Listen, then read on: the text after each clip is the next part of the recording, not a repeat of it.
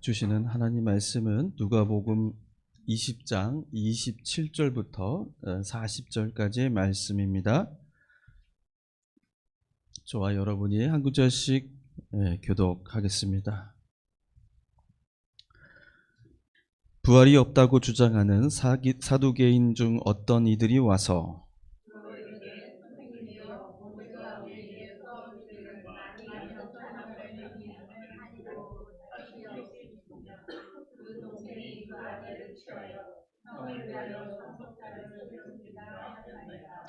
그런데 칠형제가 있었는데 마지가 아내를 취하였다가 자식이 없이 죽고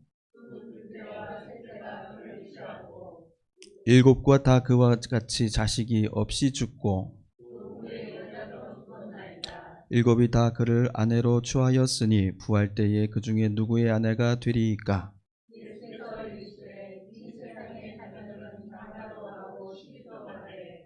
저 세상과 및 죽은 자 가운데서 부활함을 얻기에 합당히 여김을 받은 자들은 장가가고 시집가는 일이 없으며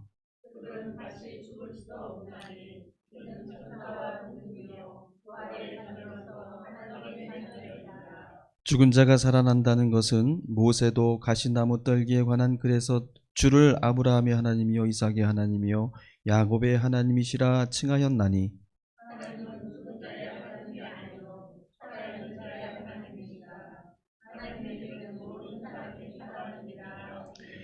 서기관 중 어떤 이들이 말하되 선생님 잘 말씀하셨나이다 하니 그들은 아무것도 감히 더 물을 수 없음이더라.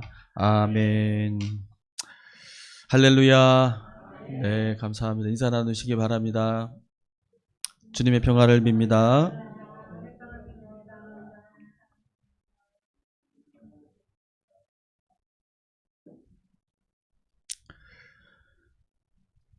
오늘 율법이냐 부활이냐 말씀 제목인데요. 제가 요즘 말씀을 읽으면서 묵상하며 또 기도하는 제목은 바로 그것입니다.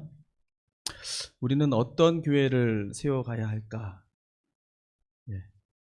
건축 설계는 이미 나와 있고 그대로 지어질 것입니다. 그러면 우리는 뭘 지어야 될까요? 우리가 지어야 될 것은 바로 교회의 신앙이고 또 우리 나아가야 할 우리의 믿음의 길이에요. 우리의 선교의 방향입니다. 이것을 우리가 세워나가고 설계해 나가고 또 그것을 준비해 나가는 그런 귀한 시간들이 되어야 하겠습니다. 우리가 기도할 때 건축에 기도할 때 잘 건축이 되기를 기도해 주시면서 동시에 하나님은 왜 우리에게 이 건물을 이 교회당을 반드시 지어 주셔야 하는가? 우리의 절박한 기도가 그 안에 담겨져 있어야 합니다. 하나님 우리가 이 일을 하기 위해서 이 선교가 꼭 필요하기 때문에 우리에게 맡겨진 소명이 바로 거기에 있기 때문에 우리는 이 교회당이 꼭 필요합니다. 그렇게 기도할 수 있어야 돼요. 그냥 무작정 교회당이 세워지면 모든 것이 다 일사천리로 그냥 순탄하게 다 모든 것이 이루어질 것이라는 그런 기대로 우리가 건축 기도를 해서는 안 된다는 것입니다. 왜 하나님이 이 일에 관여하시고 우리의 기도를 들어주셔야 하는지 거기에 우리의 절박한 우리 신앙 고백이 그 안에 담겨져 있어야 한다는 것입니다. 그러므로 이 건축이라는 것은 건물의 골조를 세우는 일이기도 하지만 한편으로 우리 안에 있는 신앙을 돌아보고 우리는 무엇을 위해 오늘날 이 시대의 신앙을 붙들고 나가는 것인가?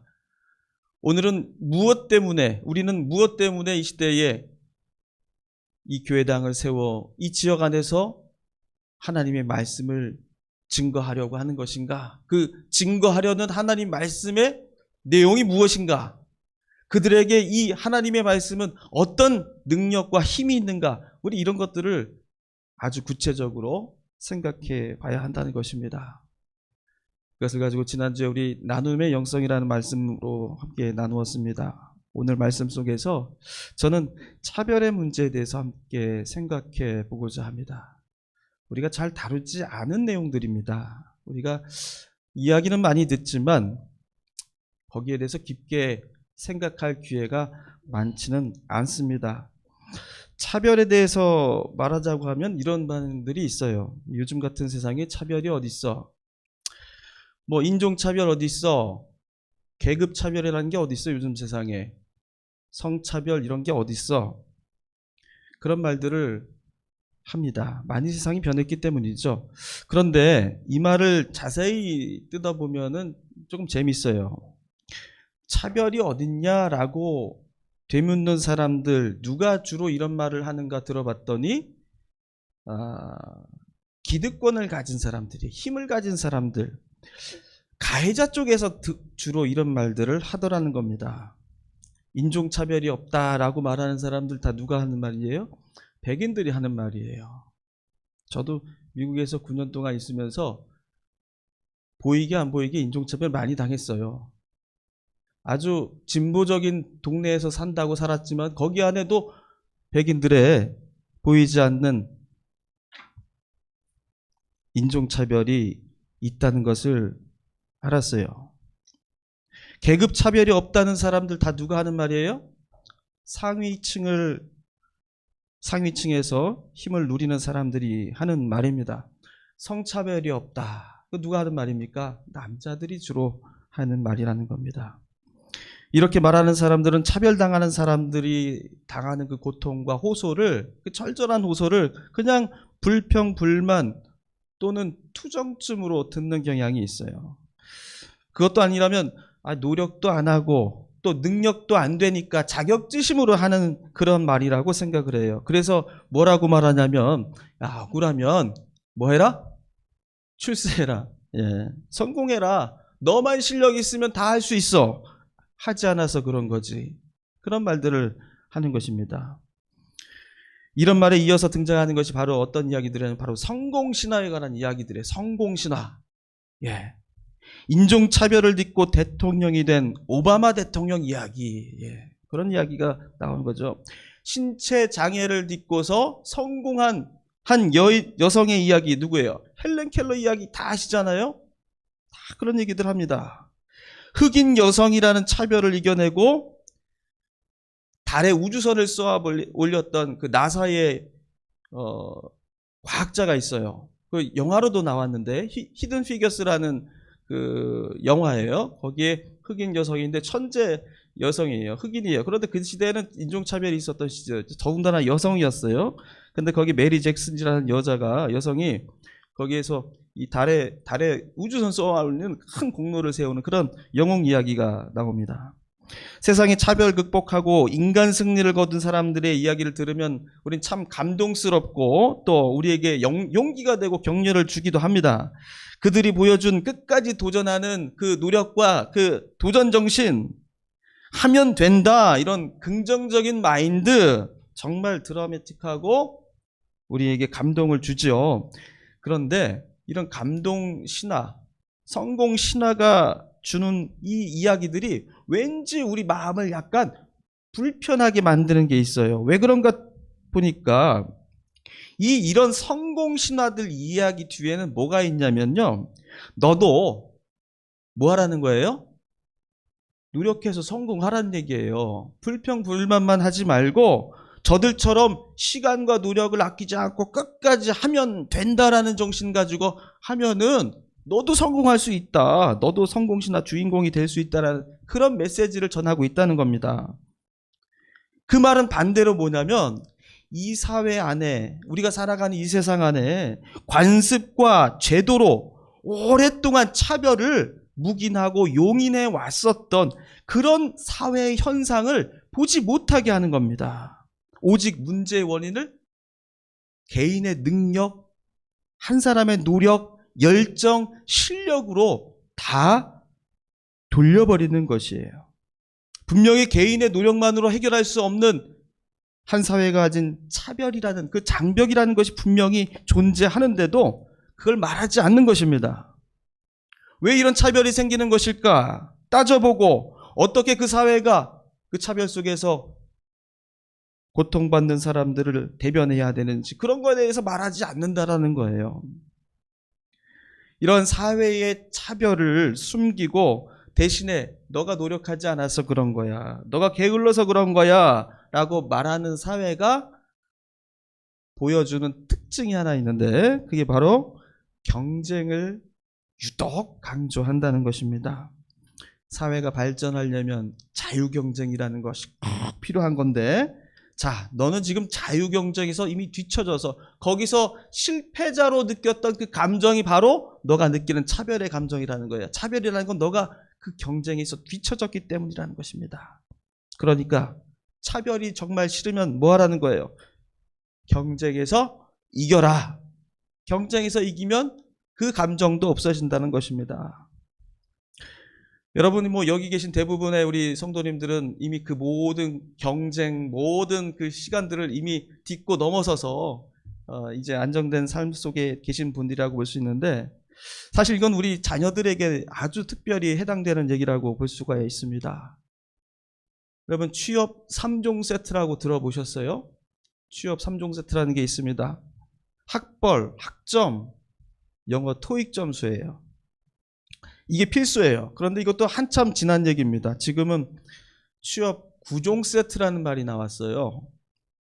거기에다가 뭐가 들어가냐면 어학연수가 들어가고요, 자격증이 들어가고, 어디 공모전에 입상해야 돼요. 인턴 경력도 있어야 돼. 그리고 사회봉사까지 해야 됩니다. 그리고 마지막에 뭐냐면은 성형수술이에요. 거기까지 추가가 됐습니다. 소위 스펙이라는 것을 사람들이 쌓기 위해서 방학이면 쉬지도 못해요. 국토대장정 가야 되고 성형까지 해야 되는 그러한 비정상적인 경쟁사회에서 우리 자녀들이 살아가고 있다는 것입니다. 그들이 무슨 유별나게 좋은 직장을 가려고 욕심내는 것도 아니에요.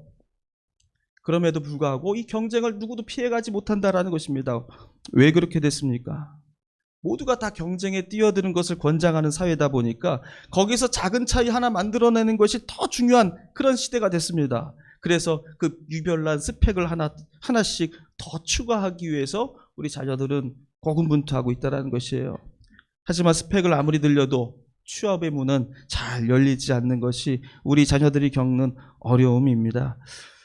옛말에 개천에서 용난다란 말 아마 들어보셨을 것입니다.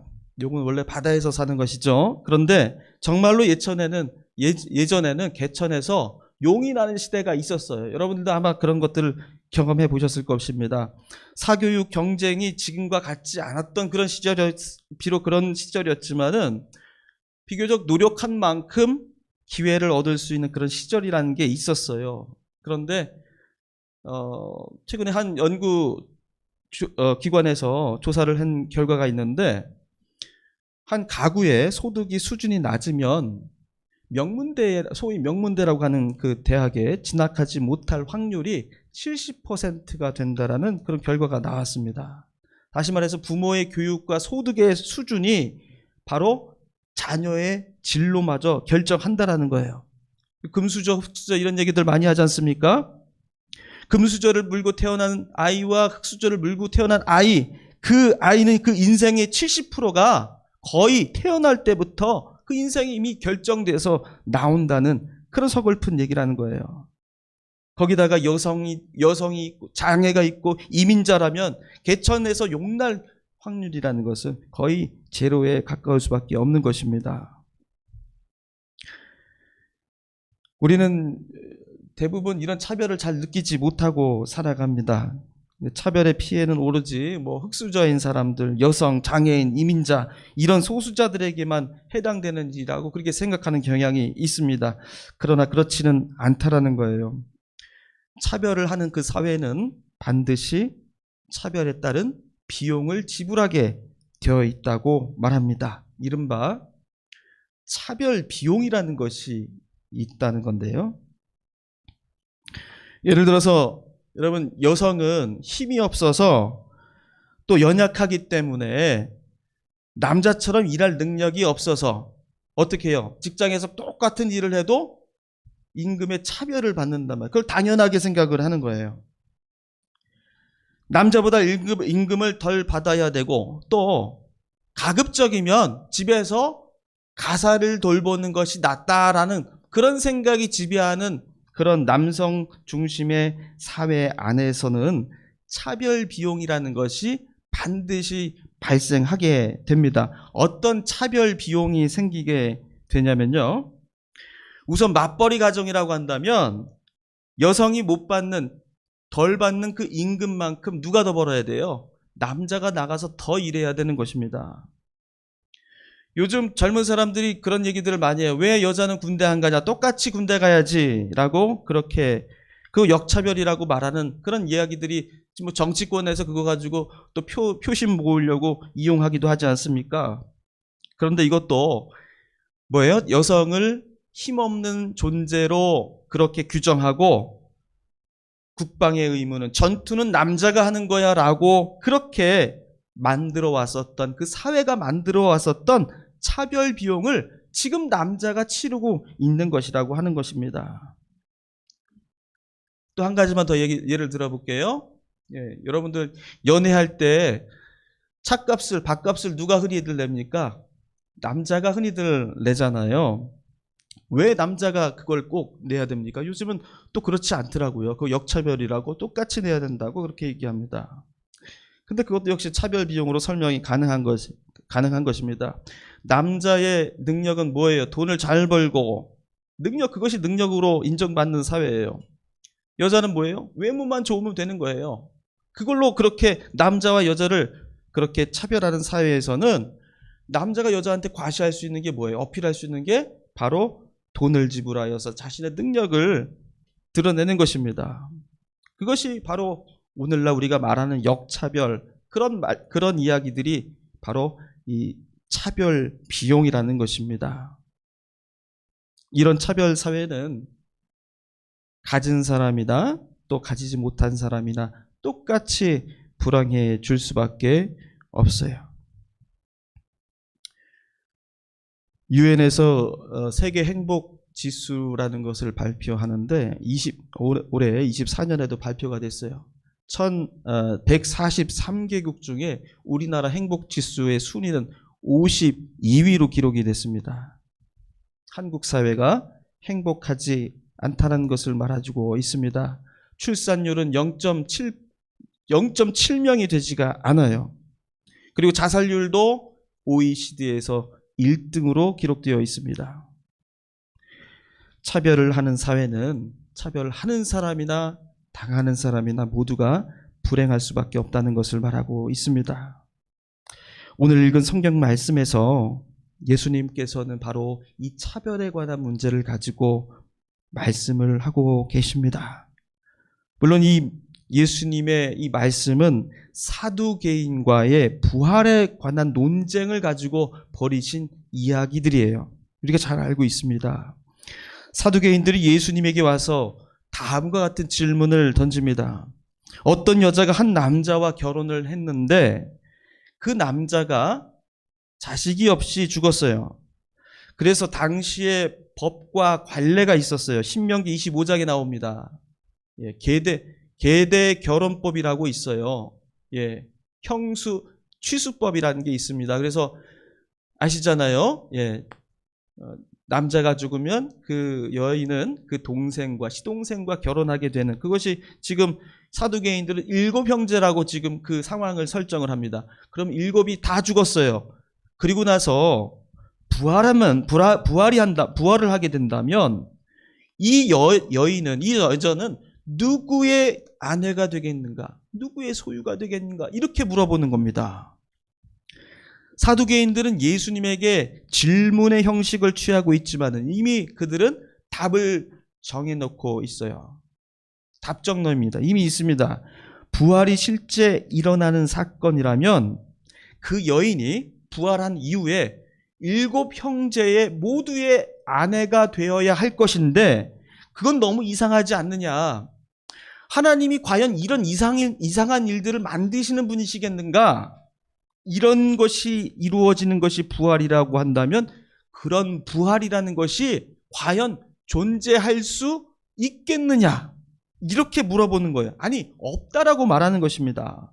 그들이 말하고 싶었던 것은 우리가 지금 믿고 따르는 법과 관례에 따르자면 그 관례와 법에 의하면 이 부활이라는 것은 도저히 있을 수가 없는 일이라는 거예요.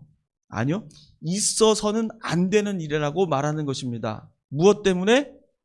자신들의 지켜온 법과 관례에 따르면 부활은 있어서는 안 된다는 거예요. 있을 수 없다라는 것입니다. 이 질문에 예수님은 그 여자는 누구의 아내가 될 것이다, 첫째다, 아니면 마지막 사람이다, 이렇게 대답하지 않으셨습니다. 그 대신에 뭐라고 대답하십니까? 35절, 36절이 되게 중요한 말씀이에요. 그래서 제가 한번 읽어볼 테니까 펴놓으신 분들 같이 읽어보시겠습니다. 저 세상과 및 죽은 자 가운데서 부활함을 얻기에 합당히 여김을 받은 자들은 장가가고 시집가는 일이 없으며 그들은 다시 죽을 수도 없나니 이는 천사와 동등이요 부활의 자녀로서 하나님의 자녀임이라. 예, 아멘. 이렇게 대답하셨어요. 누구의 아내가 될 것이다 이렇게 대답하지 않으시고 그 대신에 부활한 후에는 사람들이 결혼을 한대요, 안 한대요? 장가가거나 시집가는 일이 없다는 거예요. 왜? 하늘에 있는 천사들과 똑같이 되기 때문에. 천사가 결혼하는 거 봤냐 이거예요. 천사들과 똑같이 되기 때문에 결혼하는 일이 없다. 너네들은 어떻게 이런 것도 모르고 이런 어리석은 질문을 하느냐라고 말씀하고 있는 것입니다. 예수님의 대답을 이 무슨 뜻인지 말씀드리자면은, 부활 이후에는 너희들이 생각하는 그런 계대 결혼이라는 것은 존재하지 않아요. 아예 그런 일은 없어요. 그렇기 때문에 너희들 질문 자체가 이미 틀렸다라는 것입니다. 부활 이후에도 우리가 지금 우리가 살아가는 현실과 똑같은 모습으로 부활 이후에 살아갈 거라고 생각하는 그 생각머리가 이미 잘못된 전제이고 잘못된 상상이라고 하는 것입니다. 넌 그것도 모르고 이런 엉뚱한 질문을 하느냐. 여러분, 이것은 부활의 문제이긴 하지만은 한편으로 뭐에 대한 문제예요? 율법을 위해서 부활을 포기할 것이냐, 부활을 위해서 율법을 포기할 것이냐의 그 문제예요. 사두개인들은 무엇 때문에 뭘 포기했어요? 지금까지 자신들이 지켜왔었던 관습, 법, 그걸 지키기 위해서 부활이라는 영원한 것을 손에서 놓고자 했다라는 것입니다. 사두개인들은 부활을 믿고 싶지 않아 했어요. 아니, 믿는 것이 불가능했습니다. 왜냐하면 부활이 있다면 지금까지 자신들이 누려왔었던 그 기득권이라는 게 있어요. 사두개인들이 아주 최상위 계층들 아닙니까? 이 사람들은 엘리트들이고요, 성전의 모든 권한들을 가지고 있는 사람들이에요. 그것을 가질 수 있도록 도와주는 법이 바로 율법이고 그들이 가져왔던 관습이라는 것들입니다. 그런데 만약 이러한 기득권을 누릴 수 있도록 보여줬던 법과 관습이 부활과 모순이 되고 같이 존재할 수 없다고 한다면, 그래서 둘 중 하나를 없애야 된다고 생각한다면, 그런 상황이 벌어진다면 사두개인들은 차라리 부활이 없는 편이 낫다라고 그렇게 주장을 하는 것입니다. 그들은 뭘 선택한 거예요? 여성을 소유물로 여겨왔었던 그러한 차별 사회가 부활 신앙으로 인해서 사라지는 것을 원치 않았다는 거예요. 그들이 차별을 통해서 누려왔었던 기득권과 힘을 부활이라는 것 때문에 포기하고 싶지 않았던 것입니다. 다시 말해서 부활을 포기하는 그 차별 비용을 치르고서라도 자신들은 기득권 세상을 지켜내겠다라는 그런 말인 거예요. 그런데 예수님께서는 다른 말씀을 하십니다. 저 사두개인들은 여성을 소유의 문제로 보았고 그게 누구의 소유로 돌아가는 것이냐의 그 문제에만 관심을 가졌어요. 그런데 예수님의 관심은 그게 아닙니다. 시집도 장가도 가지 않고 남성이나 여성이나 할 것 없이 모든 자들이 천사와 같이 존귀해지는 그런 부활된 세상에서 살아가는 것, 그것을 부활로 보셨고 그것만이 부활의 참된 소망이라고 그렇게 말씀하고 계시는 것입니다. 부활된 세상은 이 세상에서 하던 것처럼 여성을 남성의 소유로 여기고 재산 부리듯이 상속하듯 형제가 차례대로 물림을 받는 그런 세상이 결코 될 수 없다는 거예요. 여성은 여성의 창조받은 고귀한 그 인격이 하나님 앞에서 온전히 존중받고 그리고 자유하게 되는 그런 해방 세상이라는 것입니다. 그것이 부활된 세상이에요. 예수님께서 바라보시고 우리에게 알려주셨던 부활은 바로 그런 부활을 말씀하고자 하는 것입니다. 그러니까 이 사두개인들은 얼마나 어리석은 자들이에요? 자신들이 누리는 이 세상의 것을 놓치지 못하기 때문에, 그런 미련 때문에 하나님의 영원한 부활의 자유로운 세상을 포기하는 사람이 되었다는 것입니다. 그리고 예수님께서는 한 가지 더 중요한 사실을 이 대화 속에서 말씀하고 계세요. 시집 장가도 가지 않는 이런 새로운 부활의 세상은 사람이 죽은 다음에 일어나는 사후세계의 일이 결코 아니라고 말씀하시는 것입니다. 38절을 보면 이렇게 기록되어 있어요. 하나님은 죽은 자의 하나님이 아니요 살아있는 자의 하나님이시라. 하나님에게는 모든 사람이 살아있느니라. 이게 무슨 말이냐면요, 부활이라는 것은, 여러분, 부활은 죽음을 전제로 하는 말입니다. 죽은 사람들의 이야기예요. 그래서 지금 이 부활이라는 이야기는 다 죽은 사람들 이후 사후 세계에 관한 이야기로 사람들은 다루고 있는 거예요. 얘기하고 있는 거예요. 시집 장가가 가지 않고 천사와 같아지는 거, 그거는 죽은 사람들의 이야기다라고도 들릴 수가 있었던 거예요, 예수님의 이 말씀을. 그런데 예수님께서는 그렇게 들리는 것이 오해가 될까봐 이 말씀을 여기다가 덧붙이시는 거예요. 하나님은 죽은 자들의 하나님이 아니라 산 자의 하나님이시다라고 말하는 거예요. 무슨 말이냐면 하나님에게는 죽은 사람과 산 사람의 구별이 없다라는 거예요. 다 산 사람이에요. 누구에게는? 하나님에게는 다 산 사람입니다. 여러분, 이 말씀으로 여러분 우리가 위로를 받아야 돼요. 왜냐하면 하나님 앞에서는 죽은 자가 없어요. 모든 사람들이 다 살아있는, 똑같은 우리와 같이, 우리가 현세 살아있는 것처럼 죽은 세상에, 죽은 다음에서도 하나님은 살아있는 자와 똑같이 보신다는 겁니다. 왜 그래요? 예. 성경에 나와 있잖아요. 예수님도 성경도 똑같이 구약 성경을 가지고 말씀하세요. 예. 아브라함의 하나님, 이삭의 하나님, 야곱의 하나님. 이게 성경이 계속 반복해서 나오잖아요. 아브라함, 이삭, 야곱의 하나님이라는 그 말이 그냥 하는 말이 아니라는 것입니다. 죽은 사람하고 계약을 맺을 수가 없잖아요. 살아있는 거예요. 하나님 앞에 지금 아브라함, 이삭, 야곱은 여전히 살아있는 존재로 지금 하나님 곁에 있다라는 것입니다. 그래서 우리 눈에는 죽어있는 사람처럼 보이지만은 하나님에게는 뭐예요? 다 살아있는 사람들이라는 거예요.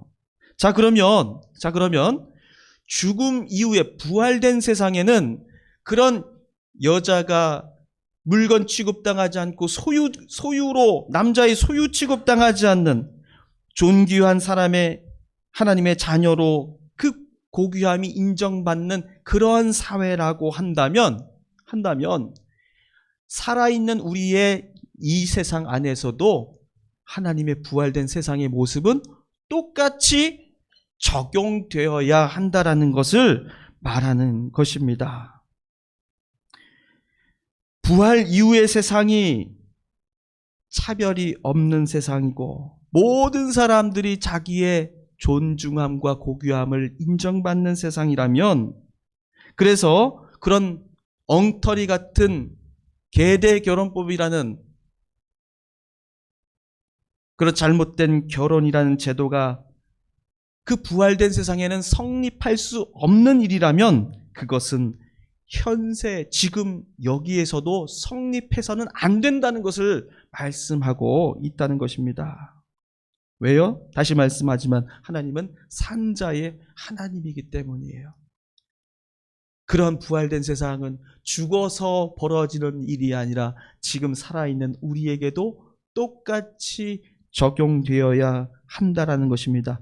만약 그렇지 않은 세상이라면 그 질서는 반드시 바뀌어야 한다는 말씀이에요. 예수님은 그 일을 하기 위해서 세상에 오셨다가 그 일을 하다가 돌아가셨어요. 힘없는 이름 없는 여성들의 인권을 보호하시고 그들의 편이 되어주셨다가 신성모독죄를 당하신 거예요. 세리와 이방인 병든 자들과 이방인들과 같이 식사를 나누시고 그들의 아픔을 함께 나누시다가 그들이 바로 하나님의 율법을 어기는, 예수가 하나님의 율법을 어기는 신성모독자라는 그런 오명을 뒤집어쓰고 예수님은 돌아가신 거예요. 그것이 예수님이 이 세상에 오셔서 하시다 가신 일입니다. 이 부활 논쟁을 통해서 우리에게 전해주는 예수님의 절절한 호소가 뭡니까? 부활된 세상, 정말 우리가 꿈꾸는 천사와 같이 고귀한 존재로 우리가 변해서 살아가는 그 세상은 죽어서 드러나는 세상이 아니라 그것을 우리가 믿는다면 이 현세도 그와 똑같은 세상으로 되어야 한다라는 그 당위성을 말하는 겁니다. 그걸 하지 않으면 우리는 부활을 믿는 사람이 아니라는 거예요. 사두개인이 믿지 않잖아요. 자신들에게 주어져 있는 그 기득권 하나를 붙들고 놓지 못해서 부활을 저버리고 하나님의 나라를 저버리는 그런 어리석은 자들이 아니겠습니까? 이 세상이 그렇지 못하다면 우리는 부활된 세상의 그 영롱한 세상의 아름다움을 바라보며 소망하며 이 세상을 그러한 세상으로 바꾸어 나가야 한다라는 거예요. 이걸 여러분 다른 말로 뭐라고 하냐면 종말을 살아간다 이렇게 얘기를 하면, 종말을 살아간다는 말은 그걸 얘기하는 겁니다. 이 종말은 세상이 파괴되어 가지고 완전히 절망하는 그런 세상이 아닙니다. 종말은 하나님이 새롭게 이 세상을 새롭게 창조하시는 아름다운 하나님의 주권이 완전히 지배되는 그런 놀라운 세상이에요.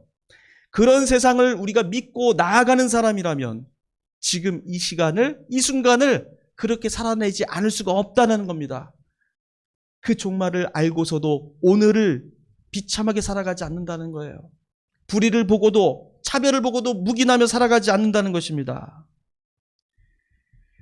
계대결혼법이니 하는 그런 부당한 제도가 지금은 없습니다. 그러나 그렇다고 해서 이러한 사두개인들의 어리석음이 우리에게 무관하다고 말할 수는 없는 것입니다.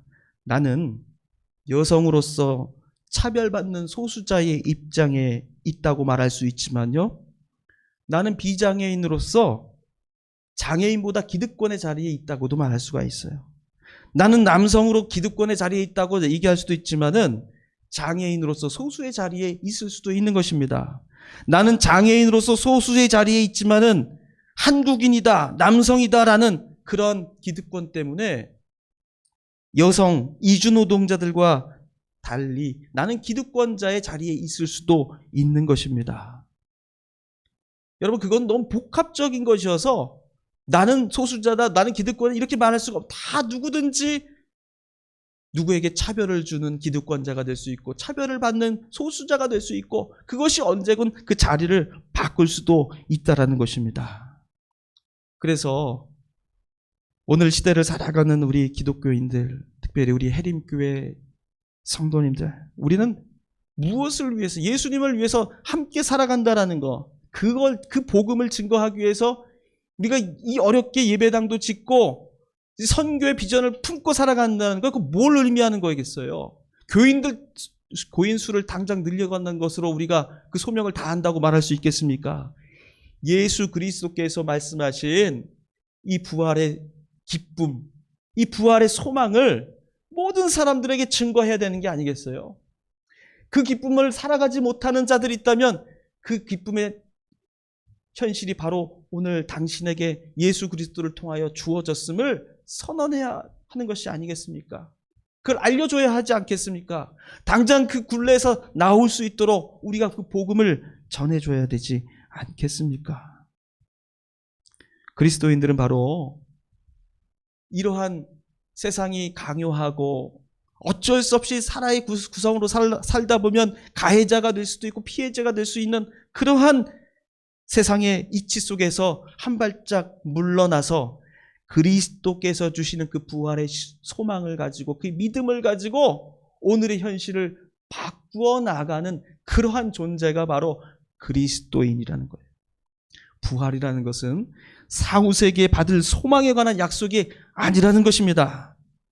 부활된 세상이 차별이 없고 평등한 세상이라면 산자의 주인이신 하나님은 이 살아가는 우리 이 세상도 반드시 차별 없고 평등하고 누구나 행복하고 누구나 하나님의 존귀한 자녀로 인정받을 수 있는 세상으로 만들어 나가기를 하나님은 간절히 원하신다는 것입니다. 기독교는 바로 이 차별과 잘못된 사회의 문제를 묵인하지 않고 그것과 맞서서 부활된 해방된 세상, 자유로운 세상을 증언하고 선포해왔던 그런 기독교의 역사입니다. 여성의 권리를 제일 먼저 들고 나와서 교육의 권리를 실현했던 것이 바로 한국 기독교였어요. 일제시대 얼마나 억압받는 시대였습니까? 그때 신여성 운동을 주도했던 것, 여성들도 교육을 받을 권리가 있다 말하고 여성권을 높이 목소리를 외쳤던 것도 바로 교회였어요. 우리 교단 한국기독교 장로회도 바로 이런 것에 열심으로 정말 사회선교에 앞장서고 복음 증거에 앞장서왔던 교단입니다. 우리 교단은 이 여성 목사 안수제도 그리고 여성 장로 안수제도를 이 한국교회 통틀어서 제일 먼저 실행한 교단이에요. 자랑스럽지 않습니까? 지금은 아직도 여성에게 목사 안수를 주지 않는 교단이 있어요. 예. 여성이 나와서 대표자 기도를 하는 것도 회중 대표 기도하는 것도 못하는 교회단이 있어요. 침례교가 그렇습니다. 남침례교가 그래요. 제가 미국에서 목회하다가 참으로 놀라웠다고.